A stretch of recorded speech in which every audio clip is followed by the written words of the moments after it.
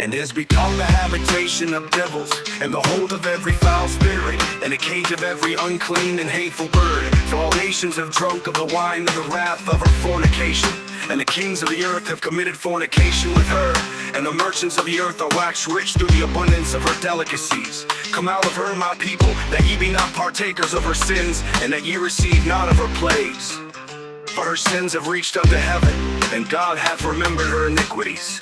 Reward her even as she rewarded you, and double unto her double according to her works. In the cup which she hath filled, fill to her double. How much she hath glorified herself, and lived deliciously. So much torment and sorrow give her. For she saith in her heart, I sit a queen, and I am no widow, and shall see no sorrow. Therefore shall her plagues come in one day, death and mourning and famine, and she shall be utterly burned with fire. For strong the Lord God who judgeth her, and the kings of the earth who have committed fornication and lived deliciously with her shall bewail her and lament for her, when they shall see the smoke of her burning, standing afar off for the fear of her torment, saying, Alas, alas, that great city Babylon, that mighty city, for in 1 hour is thy judgment come.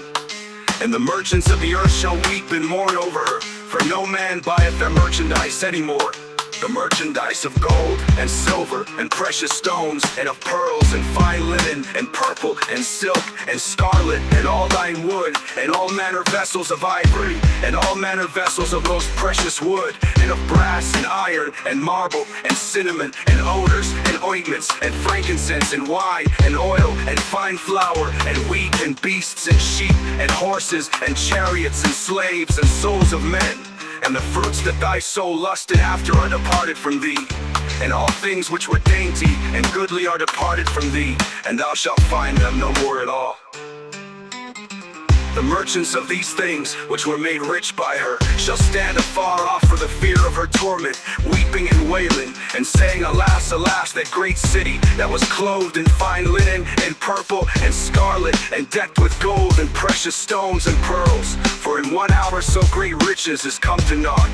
And every shipmaster, and all the company in ships and sailors, and as many as trade by sea, stood afar off, and cried when they saw the smoke of her burning, saying, What city is like unto this great city?